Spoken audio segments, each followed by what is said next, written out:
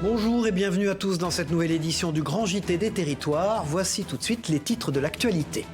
Pour commencer ce journal, les équipes de Via Occitanie ont pu assister à une opération coup de poing des forces de l'ordre dans un quartier sensible de Nîmes. Une opération destinée à répondre au sentiment d'insécurité. Dans un instant dans ce journal. À Valençol, ce sont les producteurs de lavande qui sont en crise et n'ont pas d'autre choix, vous allez voir, que de brûler leurs plants. C'est ce qu'a constaté notre partenaire sur place de La Provence. Et puis, si vous aimez les animaux, ce reportage est absolument à regarder. Bien loin de la traditionnelle image du loup, Oracle et Meki ont un regard profond et attachant.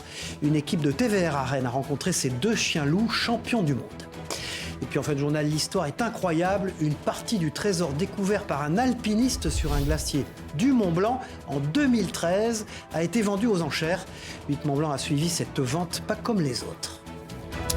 Bien sûr, nous ne pouvions pas débuter ce journal sans revenir sur cette attaque terroriste qui a fait 1 mort et 3 blessés dans un lycée d'Arras, dans le Pas-de-Calais, vendredi dernier. 3 jours avant la commémoration de la mort de Samuel Paty, enseignant assassiné par un terroriste déjà en 2020. Dominique Bernard, professeur de français, est mort poignardé.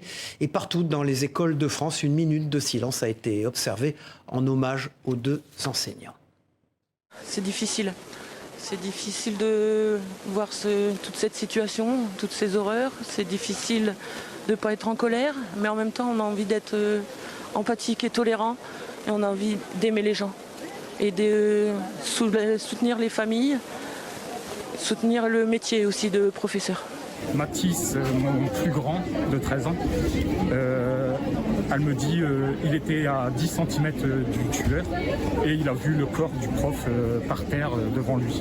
Et il a eu le réflexe de partir en courant et de se réfugier chez son copain. Un professeur assassiné tout simplement parce qu'il est professeur. Il est professeur, il enseigne, il est là pour éduquer ses enfants. C'est quand même assez émouvant que la République soit touchée dans son enceinte scolaire et pour l'éducation, tout ça. Puis je trouve que c'est important, moi actuellement je suis étudiante, c'est important de venir déjà puisque c'est un prof, puis aussi parce que c'est la France qui a été touchée par cet événement. À Nîmes, le quartier Pisevin avait été le théâtre d'échanges de coups de feu meurtriers durant l'été dernier. Alors en attendant l'ouverture prochaine d'un commissariat, environ 120 policiers, CRS et gendarmes mobiles spécialisés dans la recherche d'armes et de stupéfiants ont procédé à de multiples contrôles sous le regard rassuré de la population. C'est un reportage d'Olivier Michel pour Via Occitanie. Est-ce qu'avec Chéri, tu veux qu'on le fasse déjà de visu ? Ouais, de visu, ouais. Contrôle de stupéfiants, contrôle routier ou dans les bus, c'est une opération coup de poing coordonnée à laquelle a été conviée la presse sur le quartier de Pisevin, avec une volonté affichée, montrer la présence de l'État sur le terrain. L'idée d'aujourd'hui, c'est de marquer par une présence massive d'effectifs sur le quartier, d'avoir une opération, je dirais, où on vient enserrer la totalité du quartier pour contrôler, rechercher au sein de l'ensemble des lieux qui sont compris dans ce périmètre. C'est pour ça qu'on a un déploiement de ce type, de près de 120 effectifs, qui est un déploiement massif au sein du quartier sur cette opération d'harcèlement de poignée. C'est ce type d'opération qui nous a permis de découvrir au sein d'un box, dans un sous-sol, 4 armes de guerre, 5 kilos de résine de cannabis. Une présence policière qui rassure la population, peu avide de commentaires. Si la police est là, c'est bien. Si la gendarmerie vient là, c'est bon. Parce que ça, là, on dort bien, on dort très bien. C'est une opération coup de poing qui bon, ça va pour les statistiques de la police, c'est bien, mais le problème, c'est pas ça. Ce qu'il faut faire, ils le savent vraiment en vérité. La drogue, elle vient d'où? La drogue, elle vient du Maroc. La drogue, elle vient d'où? Elle vient du Maroc. Couper les ponts avec le Maroc, moi il n'y aura plus de drogue. Annoncé en août dernier par Gérald Darmanin comme un symbole de reconquête, l'ouverture d'un poste de police mixte et provisoire dans le quartier doit intervenir avant la fin de l'année. Sans transition, je vous propose de nous rendre dans les Alpes de Haute-Provence face à un marché qui s'est effondré, celui des producteurs de lavande du plateau de Valençol qui n'ont pas d'autre choix que de brûler leur production. Regardez ce reportage d'Éric Camois pour notre partenaire de la Provence sur place. C'est triste, les paysages sont carrément différents. Vous pouvez voir autour de vous, c'était une parcelle de 20 hectares. Maintenant, il y a un chaume de blé, des lavandes arrachées. Je vais faire du sainfoin sans doute, parce que le céréal, le coût de production est aussi élevé. Je ne sais pas. Je ne sais pas où on va. pour moi, c'est une culture endémique de la région PACA. Du coup, quand il y a d'autres départements de France qui se mettent à en produire, ça nous coupe l'herbe sous le pied, quoi. Nous, ce qu'on valorise, c'est notre terroir. La lavande est typique de notre terroir, les touristes viennent pour ça. Vous voyez des nuages de touristes l'été, c'est pour voir la beauté de nos paysages. Là, on aura un paysage aride et sec, pas l'Espagne, mais presque, quoi. Les lavandes, vous en verrez parsemées, mais plus c'est marée violette. Dans les Vosges, l'entreprise Fertile innove depuis 60 ans afin de limiter l'usage du plastique en développant des pots de fleurs biodégradables dont 80% sont destinés au marché étranger. En créant la marque Sans Culotte, le fabricant espère maintenant convaincre le marché français. Vous voyez ce reportage d'Aurélie Colombel et d'Hélène Leplat pour Vosges Télévisions. Ici, la guerre contre le plastique est ouverte. 300 millions de pots sortent chaque année de l'usine Fertile basée à Le Syndicat. Des récipients fabriqués avec ces résineux venus du Grand Est. Une histoire qui a aujourd'hui 60 ans. À l'époque, tout était fait à la main quand un ingénieur trouve une solution mécanique. Il fallait transformer une cartonnerie qui faisait que du carton pour les chaussures et qui était vouée à la disparition. Donc mon patron avait été contacté pour justement commencer à réfléchir à une automatisation d'un mouvement qu'on faisait donc pour former les premiers godets. La spécificité du Fertile Pot, c'est le fait de laisser passer les racines, de ne pas devoir dépoter ensuite, de le mettre en terre directement. Il est totalement biodégradable. Depuis 10 ans, les investissements se sont succédés pour augmenter les capacités qui pourraient, selon les dirigeants, être encore multipliées par 3. L'entreprise emploie désormais 60 personnes et dégage 10 millions de chiffre d'affaires. 80% de la production part à l'étranger. Alors, pour percer davantage le marché français, une nouvelle marque vient d'être créée. Les Sans Culottes fait évidemment appel à l'histoire française, donc révolutionnaire, faire la révolution dans le jardin, d'une part, et la plante sans culotte, c'est la plante sans déchets. Même si les tarifs ne dépassent guère quelques centimes, ils sont toutefois 2 fois plus chers que leur homologue en plastique. Pour faire son trou, le godet en papier cartonné aurait besoin d'un coup de pouce. On a réussi à supprimer les pailles en plastique, les cotons-tiges en plastique, la vaisselle en plastique. Nous, ce qu'on veut maintenant, c'est arriver à supprimer les pots de fleurs en plastique. C'est possible, on a une solution qui marche. Et donc, ce que l'on veut, c'est sensibiliser le gouvernement.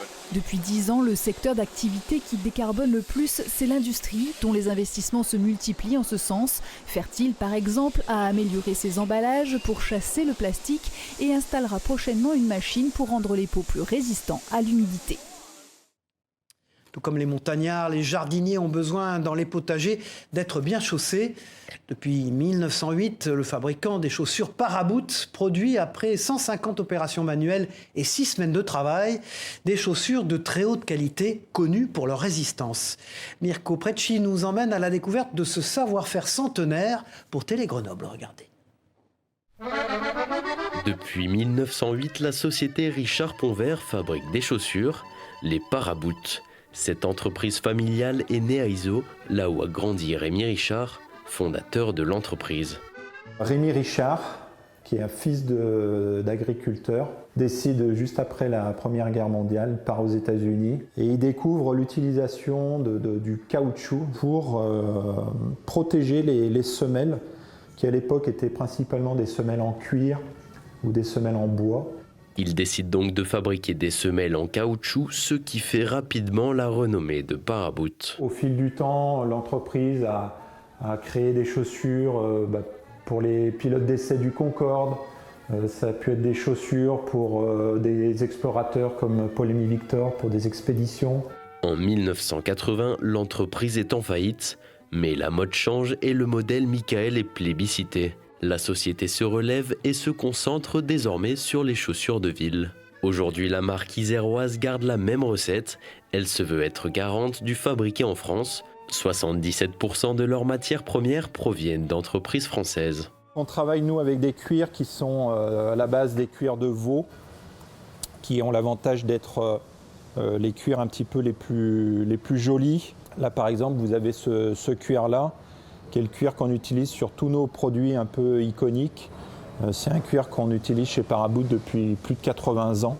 Les semelles en caoutchouc, l'ADN de la marque, sont cuites à la manière d'un gaufrier. Cousues sur la chaussure, elles sont facilement réparables. Mais ce savoir-faire traditionnel doit s'adapter à son époque. Paraboot, depuis les 100 dernières années, a toujours su innover grâce à l'utilisation et la remise en question de ces matières premières, s'adapter aux nouvelles normes qui évoluent tous les ans, toujours essayer de répondre aux attentes du client, des modèles plus souples, des modèles qui durent toujours plus longtemps, qui sont plus ressemblables aussi et qui permettent aussi de s'adapter aux besoins tels que des matières plus naturelles, plus végétales. En prenant soin, ces modèles peuvent atteindre 20 ans d'espérance de vie. Déplacée à Saint-Jean-de-Moiran en 2017, l'entreprise réalise la moitié de son chiffre d'affaires à l'étranger. Voilà, beaucoup d'entre nous ont été confrontés au refus de nos enfants de déjeuner à la cantine, le plus souvent par crainte de subir les menus proposés. Alors afin de rendre ce moment plus convivial, les élèves de cette école primaire de La Ciotat ont goûté et validé pour tous leurs camarades 5 recettes proposées par Sylvain Chevalier, responsable de l'innovation culinaire du groupe Elior. Regardez cette interview. 70% des enfants qui vont répondre OK, la recette sera validée et distribuée sur l'intégralité de nos sites en France. J'ai aimé le houmous, j'ai aimé la penne à la tomate, sauf qu'il manquait un peu de sel. Et c'était trop chaud. J'ai pas trop aimé la brandade de Colin. C'est ce que tu as préféré goûter aujourd'hui ou pas ?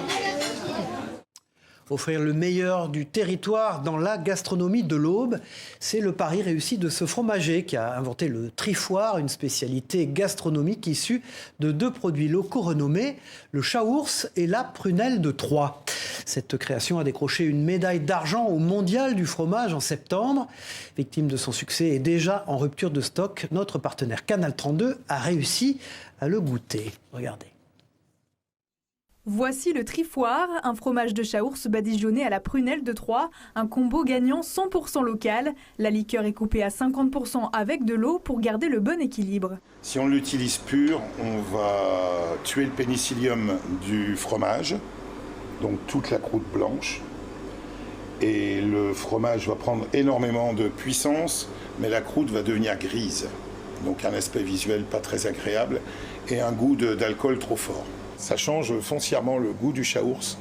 Par contre, la prunelle, le goût d'alcool de prunelle ne domine pas. Donc c'est tout en finesse, tout en discrétion. Une fois la recette réalisée, tout réside dans l'affinage. Il faut ensuite suivre l'évolution du fromage et le développement de sa croûte. Après, le fromage est mis en chambre froide, évidemment, sur des pailles de seigle. Il est couvert pour empêcher qu'il sèche au contact du froid. Et puis au bout de 12 jours, on le réemballe et il est bon à consommer. Résultat, un fromage au goût sucré. Pour le savourer, mieux vaut le sortir 2 heures avant pour qu'il soit à température ambiante. Un produit artisanal qui peut facilement s'accorder. C'est un fromage qui peut se déguster très facilement avec de la prunelle glacée. Ça, c'est très bon. Il peut se déguster également en croustillant, en feuilles de brique, avec un flambage à la prunelle également. Et puis tout simplement avec du champagne. Ce produit purement local l'est jusque dans son nom. Et pour cause, le trifoire, c'est un petit cours d'eau qui prend sa source à Saint-Germain et se jette dans la Seine à Saint-Julien-les-Villas. Un produit mûrement réfléchi donc. Éric l'élabore depuis le mois de juin. Et le travail a payé, car s'il n'en fait pas tout un fromage, 2 de ses créations, le trifoire et le Monron, un petit mourni affiné au marc de raisin du Jura, ont été récompensés au Mondial du fromage à Tours le 10 septembre dernier. Les 2 ont été primés par une médaille d'argent.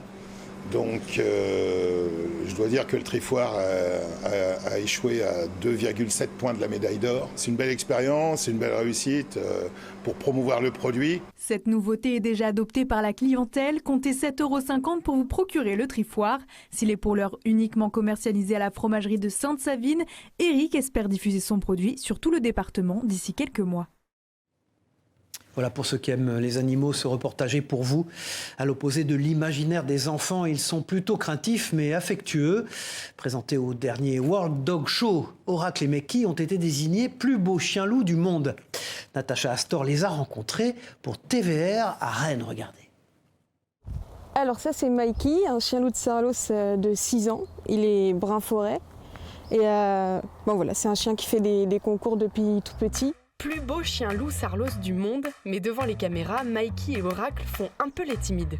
Ah, va pas venir. Viens, allez, viens. Oracle, 5 ans, pelage gris-loup, a conquis le jury et remporte la plus haute récompense du monde en devenant meilleure femelle du concours face à 28 concurrentes. C'est un petit peu réservé de l'humain, souvent il recule. Bon, elle est assez habituée, donc elle recule plus du tout devant les juges, elle fait même des câlins. C'est pour ça qu'elle gagne. C'est un peu pour ça, elle charme les juges. Cette passion des canidés, Orlan la tient de sa maman, Vanessa, qui adopte son premier chien loup il y a quelques années. Toutes les deux ont habitué Mikey et Oracle à des bains de foule et elles ne passent jamais inaperçues. Soit les gens viennent vers nous pour essayer de le caresser, soit ils ont un recul direct. Et les gens connaissent maintenant le chien loup de Sarlos. C'est très intéressant et puis au moins on sait qu'on sert à quelque chose aussi, à faire connaître la race. Timide, peu sportif, très observateur, le chien loup est une race bien particulière qui demande de vraies connaissances. C'est pas des chiens pour tout le monde, ça demande beaucoup de temps, beaucoup d'implication, de connaissances aussi dans la race et dans le chien tout simplement. Les deux éleveuses de Pléchâtel espèrent une portée de petits chiens loups dans l'année à venir. Malgré l'arrivée de l'automne, octobre est rose. Notre partenaire 20 Minutes TV a rencontré Héloïse, Catherine, Vilmine, Lisa et Yaël, qui ont tout un point commun, avoir eu un cancer du sein.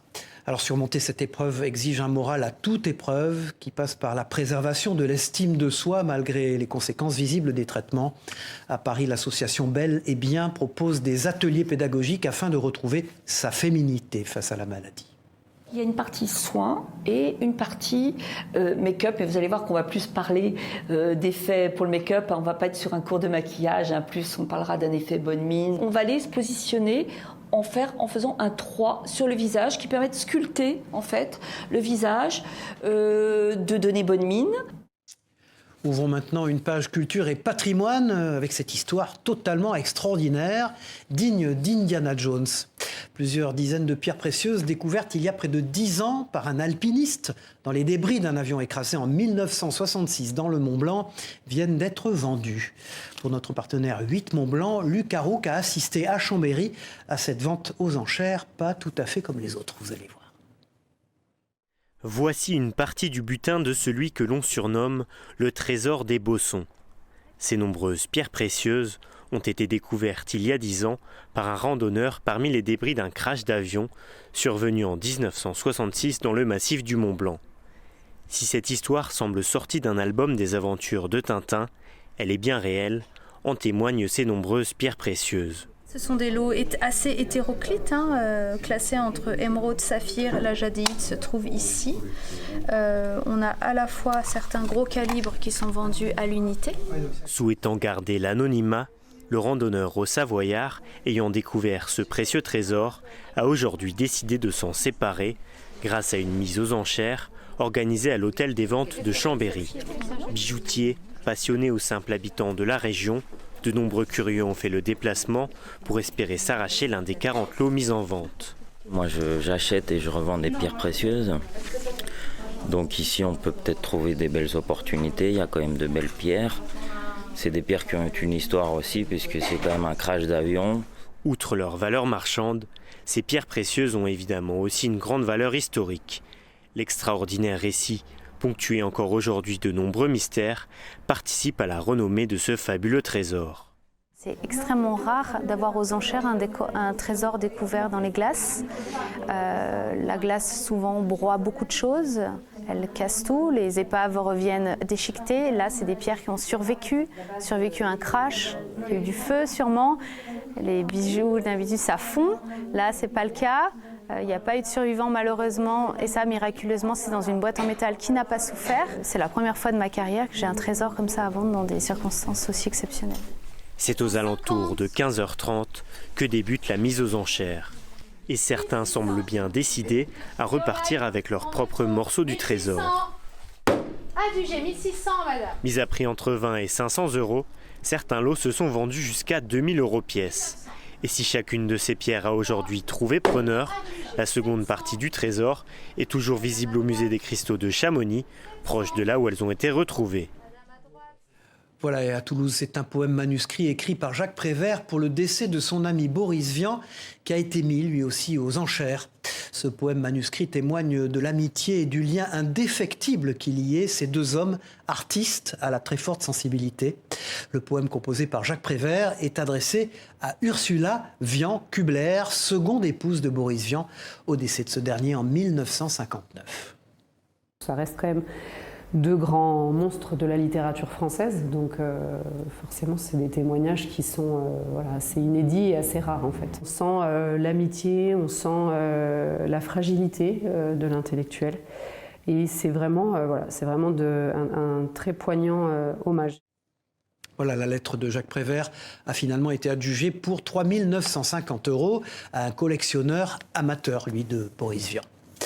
Saviez-vous qu'au Moyen-Âge, les Yvelines, tout comme les irréductibles Gaulois, avaient vu passer les Vikings ? Le temps d'un week-end, les hommes d'Harald Ier étaient mis à l'honneur au château de la Madeleine. La reconstitution historique d'un campement viking du IXe siècle a attiré pas moins de 10 000 visiteurs. Un reportage de Louis Douchin et de Régine Ralèche pour TV78 sur place. Ici, au pied du château de la Madeleine, on vous forme à l'art de la guerre viking. Pendant 2 jours, une reconstitution historique a permis aux 10 000 visiteurs présents de découvrir leur mode de vie au IXe siècle. Les Vikings sont passés dans les Yvelines. Il y avait plusieurs camps vikings qui étaient sur les îles des bords de Seine lorsqu'ils ont attaqué Paris au IXe siècle.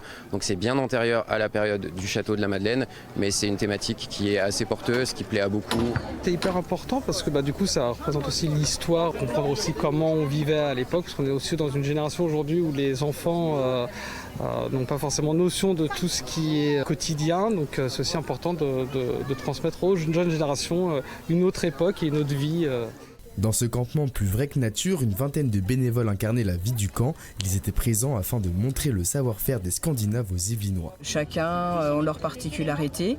Donc de base, nous représentons la vie en général, donc la vie de camp. Selon les envies et les capacités de chacun, ils se choisissent de faire, soit de représenter le combat, ce qui faisait partie de leur vie aussi, et des artisanats. Cette association Marly Porten, le clan d'Ivar, s'appuie sur des recherches historiques pour proposer une expérience immersive. Notre souhait, c'était de faire de la médiation culturelle autour de l'époque, autour du peuple scandinave de l'ère viking. C'est extrêmement important puisque c'est l'occasion pour nous de mettre en valeur notre patrimoine, de l'ouvrir au plus grand nombre et de proposer des animations qui peuvent toucher tous nos publics. Le château de la Madeleine proposera une nouvelle programmation avec d'autres reconstitutions historiques sur des week-ends dans les prochains mois. Les dates ne sont pas encore communiquées. Avant de nous quitter, je vous propose de découvrir le nouveau show mis en lumière dans la cathédrale Saint-André de Bordeaux. Luminiscence, c'est son nom, transporte le spectateur au temps des grands bâtisseurs du XIIe siècle. Une prouesse technique destinée à recueillir les fonds pour rénover le grand orgue de la cathédrale. Alix Fourcade a eu la chance d'assister aux répétitions pour notre partenaire TV7 du groupe Sud-Ouest.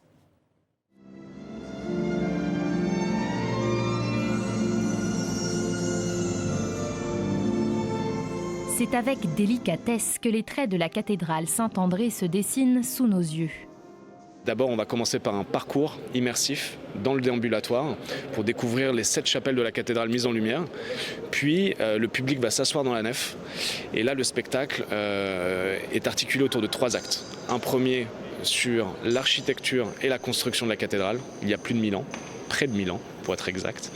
Deuxièmement, on va découvrir les vitraux et leurs jeux de lumière qui métamorphosent la cathédrale de l'aube au crépuscule. Et le 3e acte, c'est autour de la musique à travers les époques, donc du Moyen-Âge au baroque jusqu'à l'époque contemporaine. Un spectacle de mapping de 35 minutes, résultat de 6 mois de préparation en amont pour l'entreprise Luminiscence. On souhaite que notre public puisse apprendre quelque chose, repartir de spectacle en ayant appris sur l'histoire et les secrets de cette cathédrale. Mais effectivement, avant tout, cet édifice a été fait pour élever dans une dimension spirituelle. Et donc on a cherché à susciter cette même émotion, telle que nos grands bâtisseurs ont cherché à le faire aussi il y a près de 1000 ans maintenant. L'animation sera diffusée tous les soirs du mercredi au samedi jusqu'au 17 décembre, avec 7 soirées exceptionnelles de musique live prévues, animées par le chef d'orchestre Alexis Dufort. Vous allez entendre du Fauré, vous allez entendre du Gounod, du Dvorak, du Grieg, des grands classiques, des pièces un peu moins connues. Et tout ça va être collé normalement, si tout se passe bien, directement sur l'image. Le but, c'est que les Bordelais se réapproprient leur cathédrale, parce qu'on s'occupe du cultuel, mais il y a aussi le culturel, et que c'est un patrimoine vivant qu'on doit faire vivre, parce que si on ne le fait pas, personne ne le fera. Luminiscence a été co-construit avec l'association de musique sacrée Cathédra, qui va récupérer une partie des recettes pour rénover l'orgue de la cathédrale, un grand projet dont le coût total est estimé à 3 millions d'euros. Voilà, c'est la fin de cette édition. Merci à vous de l'avoir suivi. On se retrouve très vite pour une nouvelle édition du Grand JT des Territoires. Au revoir à tous.